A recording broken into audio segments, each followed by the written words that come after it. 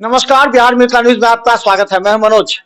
लगातार जो खबर सुर्खियों में है उसका एक विश्लेषण हम करना चाह रहे हैं। कई तरह की बात होते हैं पारिवारिक में। एक समझ लीजिए, परिवार से ही समाज बनता है और परिवार में थोड़ा सा भी गतिरोध हो, थोड़ा सा विरोध हो, थोड़ा सा अगर झगड़ा हो, थोड़ा सा अगर आपस में विवाद हो तो निश्चित तौर पर आपका परिवार किसी ऐसे गर्त में समा जाता है जहां से उठना मुश्किल हो जाता है।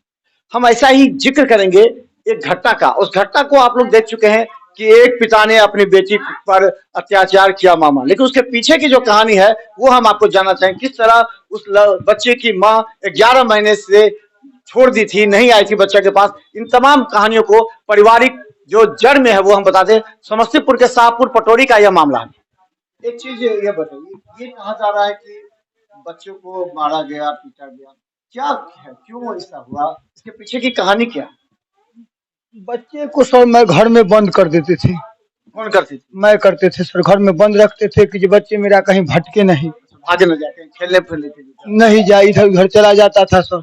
मैं शाम के टाइम ठेला चला करके आते थे तो बच्चे को ढूंढते थे तो बच्चे मेरे गायब रहते थे सर। कई एक दिन मैं इनको खोज करके बच्चे को लाते थे, कहीं कहीं से रात रात भर फरार रहते थे। बच्चा रात रात भर रहता? जी सर। कहाँ चला जाता? अब पता नहीं सर, ये बच्चे मेरे नहीं बताते थे। दिन में कहीं तो से छोटा बच्चा है अभी, इसको तो कोई खिलाते हुए ले जाता होगा। इसकी माँ कहाँ रहती?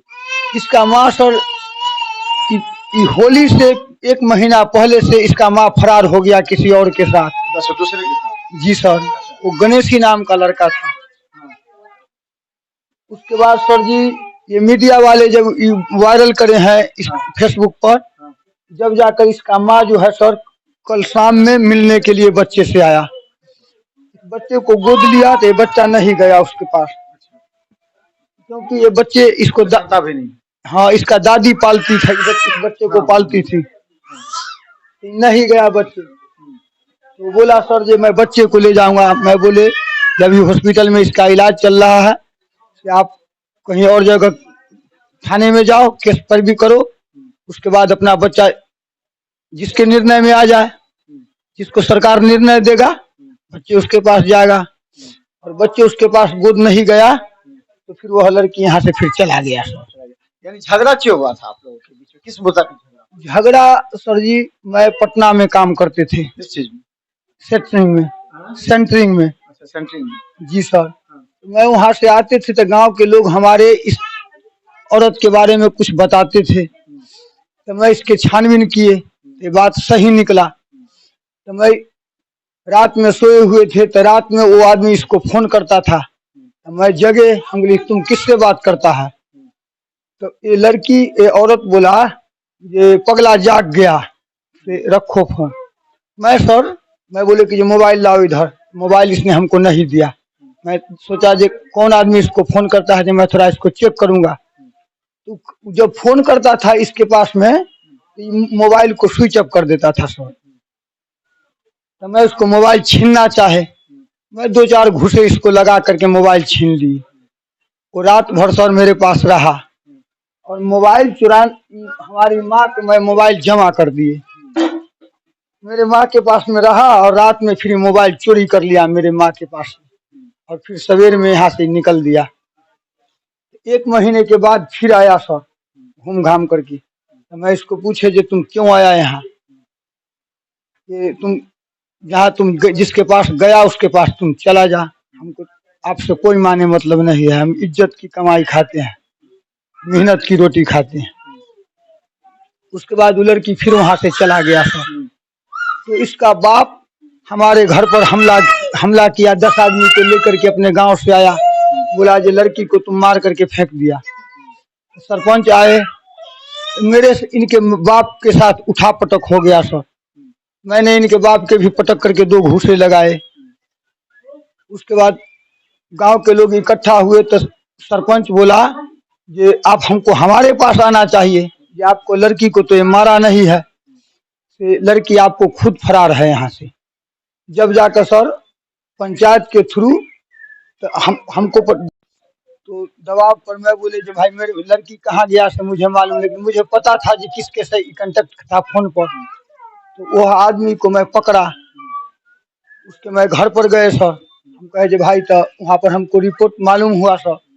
मैं उसको पूछे कि लड़की कहाँ है, तो इस बच्चे को मैं ले गए। मैं उस लड़के वाले के घर पर पहुंचे, उसको मैं पकड़ लिए, उसको माँ को। हम बोले ये तो बच्चे उस औरत को वापस करो, यहाँ से हाजिर करवाओ मुखिया के यहाँ, सरपंच के यहाँ और मुखिया के यहाँ, नहीं तो मेरे से बुरा अंजाम कुछ नहीं होगा। और एक गिलास ले गए सर। मैं बोले जे या तो तुम एक गिलास दूध दूहने दो मेरे, और नहीं तो उसका माँ बोला जे मेरे पास दूध नहीं होता है, मुझे तुमने मार दिया। जो अभी तक इसका दाग है देखिए। तो आपको लग रहा है गलती आपने किया, आपने किसी का गुस्सा किसी बच्चे पर आप झाड़ दिया आप? सर जी, मेरे घर में मैं पैसा थोड़ा बहुत रिक्शा में कमाई चल नहीं रहा था, थोड़ा बहुत पैसा रखते थे। बच्ची घर से गायब हो जाता था बिना ताला उला बंद किए, मेरे पैसे उसे सामान चुरा लेता था। मेरे इस बात से मैं क्रुद्ध थे, ये कौन आदमी है ऐसा जे मेरा सामान ही चोरी करता है। मैं इस पर सर बच्चे को मैं मार दिया। तो आप गलती मानते हैं कि जिस तरह का बच्चा का मारना पीटना गलत है?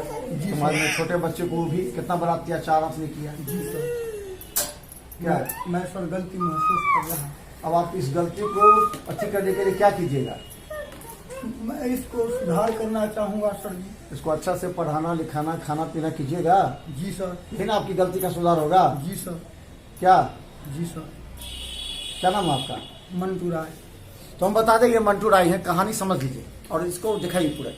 देखिए ये जो बच्ची है ये अबोध बच्ची है, इसे समाज का किसी भी चीज का ज्ञान नहीं है। इस बच्ची को इस बात तक का भी एहसास नहीं है कि उसके माता पिता उसके साथ किस तरह का व्यवहार करते हैं। खेलने कूदने की उम्र है, बच्ची घर से बाहर निकल जाती थी क्योंकि माता पिता घर में कोई रहते नहीं थे, पिता काम करते थे और माता पिता और बच्चा परिवार को छोड़कर चली गई थी बाहर, दूसरे के साथ रहने लगी थी। इसका इस तरह असर पड़ा कि गुस्से में आकर के इसने अपनी ही बेटी को काफी मारा पीटा, जो दरभंगा डीएमसीएच में भर्ती है, उसका इलाज चल रहा है। लेकिन ये बहुत समाज के लिए सोचने की विषय है कि आपस में अगर पति पत्नी अगर झगड़ा करे तो उसका असर बच्चों पर नहीं पड़ना चाहिए, नहीं तो ये बच्चे न सिर्फ आपसे दूर हो चलेंगे बल्कि उनके साथ जो बड़ी घटना घटेगी उसकी जवाबदेही आप पर ही होगी।